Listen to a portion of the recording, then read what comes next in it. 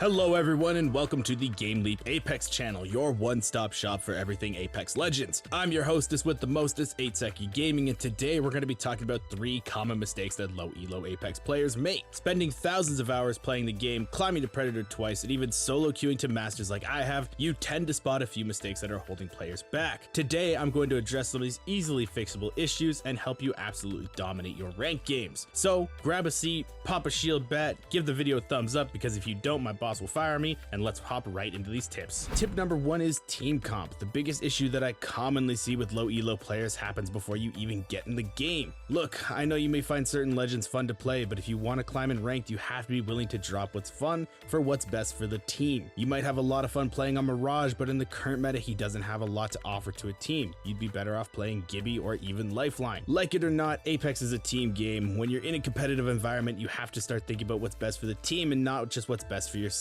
If you're playing in a 3-stack and you aren't 100% sure what kind of comp to play, here are 3 solid team comps to inspire you a bit. Starting off with Wraith, Gibby, Bloodhound. This team comp covers all your bases. You have strong mobility, strong team utility to help you in fights, and it's just a really strong basic team comp. Second off, there's Ashe, Valkyrie, and Bloodhound. This is a bit more of the teams playing edge of zone, allowing you to loot longer and not have to worry about zone with Valkyrie's ultimate to get you there. You have Ashe's ultimate to quickly get on top of unsuspecting teams, and you have Bloodhound's scan to help you out in fights. And third up, we have Wraith, Caustic, Bloodhound. If early fights aren't your style, try this team out. You have solid mobility and team utility with Wraith and Hound, but on top of that, you have the capability to hold a building down with Caustic, so you can find a spot in zone, trap up, and play for endgame. If you are duo queuing and aren't sure if your third will always play a legend that your team comp can work with, you should look to play legends that go well with all playstyles. These include Gibraltar, Wraith, Bloodhound, and Valkyrie. Picking 2 of these 4 legends allow you to adapt your team on the fly based on your random and give you the best chance of winning no matter what. If you're a lone wolf and solo queuing, you should look to play highly mobile legends so that you can always get out of a fight if it goes south and you don't have to rely on randoms. These legends include Horizon, Wraith, Pathfinder, and Bloodhound. Playing a highly mobile legend also makes sure that no matter what happens, you're always able to get to your team and play around / with them, increasing your odds of winning fights,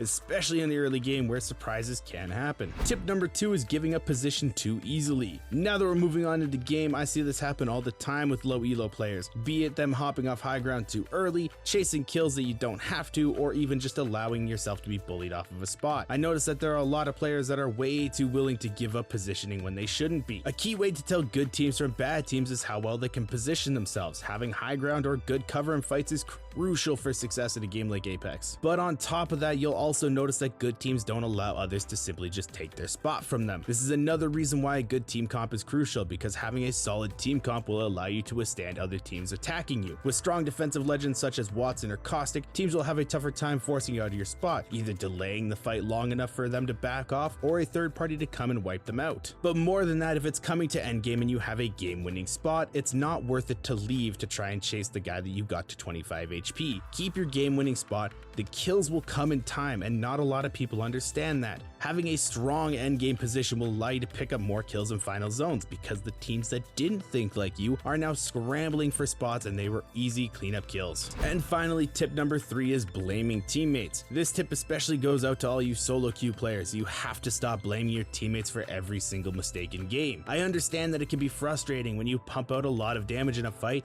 and you get knocked and it's all up to random Randy and they can't seem to hit a shot. But if you actually want to start improving, especially in solo queue, you have to take a look at what you did wrong instead of focusing on what they did wrong. Let's take another look at my example. Say you're in a fight, you knock an enemy and get another one to one-shot. You get really excited and try pushing it and end up getting punished because you didn't look for that team's third. You end up getting killed because of it. Instead of blaming your randoms for not pushing with you, understand that pushing that enemy team may not have been the best idea. Your teammates may not have had line of sight on the fight. They may have been blocked by grenades. They may have been holding different angles. You never know what they're doing. Stop going into games with high expectations of randoms. They will always let you down. When you understand that, you'll be able to start learning from your own mistakes and change them going forward to start seeing drastic improvement. But that is all for today. Thank you guys all for watching. I hope you found these tips useful in some way, shape, or form. If you did, again, please drop a like on the video. It really helps the channel out. Also, if you want to stay up to date with the most recent Apex Legends tips and tricks, don't forget to hit that subscribe button and ring the bell to be notified when we post new videos. I hope you guys all have a fantastic day, and I can't wait to see you guys in the next video.